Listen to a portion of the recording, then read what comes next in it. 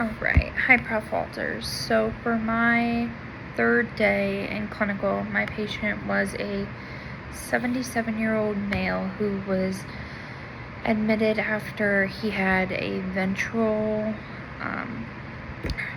incisional ventral hernia repair. But more of the reason why he was there at that point, because he had surgery on like the 8th, so it's the 11th now, but he kept kind of desatting into like the mid to lower 80s, especially whenever they would like have him move. So then they decided to put a non-rebreather on him. He kind of got up into maybe like the mid 80s to upper 90s with that.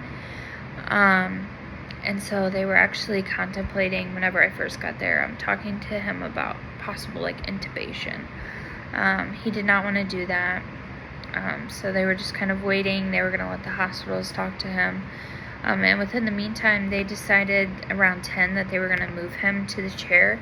And so they actually took off the non-rebreather to move him. And like his O2 sats just like spiked. Like he was like into like mid to upper 90s. He was still showing like some shortness of breath, especially like with him moving, and he was very weak too from the surgery. But like it was so weird how like him laying in bed, like even having like that oxygen was not doing him any good. But once we got him up and sitting up in the chair and he was, breathing more and taking those deep breaths, like his oxygen improved significantly. Also, it was kind of cool because the hospitalist came to talk to us, or to talk to the patient, but I was actually in the room at the time.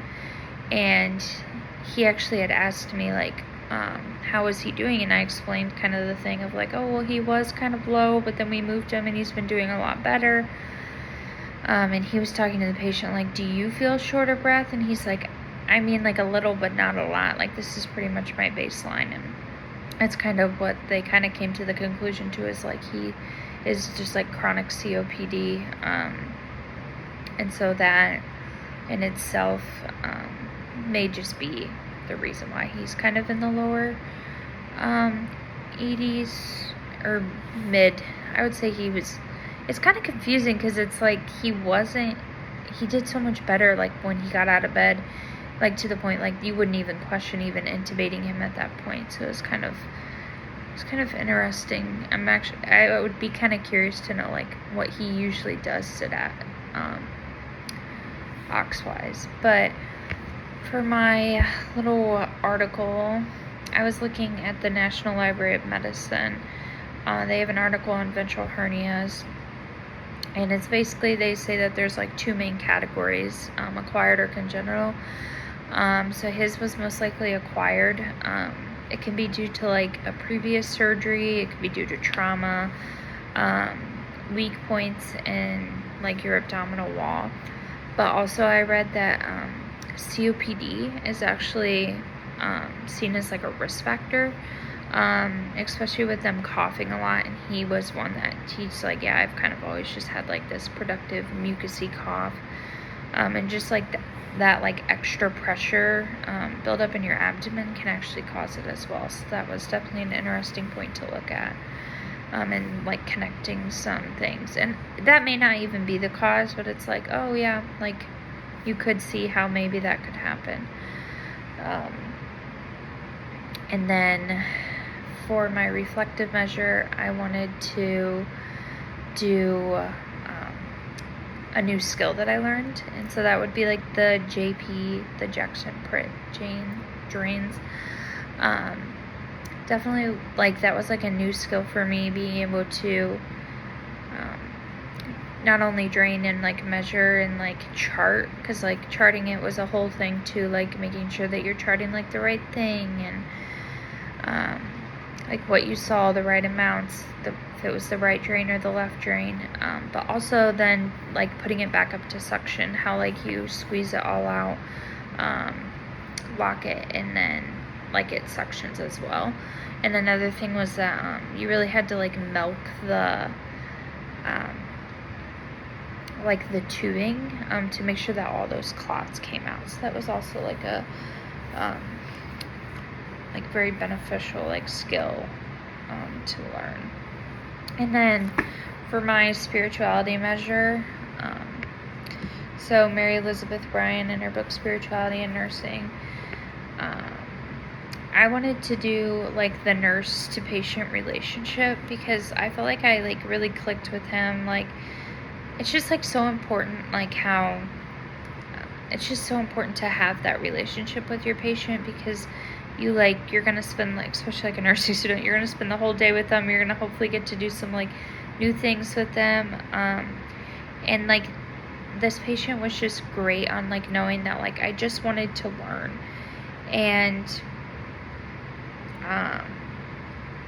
he was just so good about like knowing that like I'm not going to be perfect at everything, but like you should try, like you should do this. And it was just like so important to me to like realize like that relationship is so important, because when you get that, then they're more apt to letting you do things and work with you. So on page 77 she states, when I do nursing, when I care for someone who is sick, I have a real feeling that I'm ministering to the person, that I'm doing ministry. That goes back to the idea that the gospel tells us as Christians to take care of the sick, and when we care for them, we care for the Lord. Nursing is definitely a ministry. And then she talks about the nurse-to-patient relationship. She says, for centuries, the nurse-to-patient relationship has been unique and individualized. For patient and nurse, both the patient and nurse bring the partnership of personal life variables, including factors such as demographics, family history, illness experience, and spiritual religion. Family history, illness, and spiritual orientation, All the characteristics associated with these variables may affect how the nurse-to-patient relationship is played out during the course of the interaction.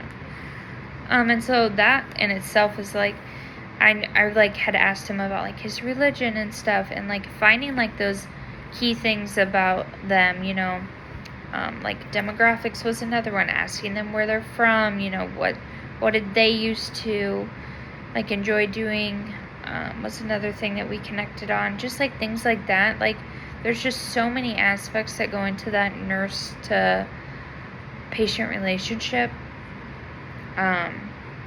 And then also the quote above it saying that like nursing is just like such a ministry, it just like really stuck out to me, because like it is like, I feel like in nurses we just have that like want to just like help people, and it just goes into the nurse relationship of like we genuinely care for them. We want to know how they're feeling. We want to know about them. We want to like gain that rapport.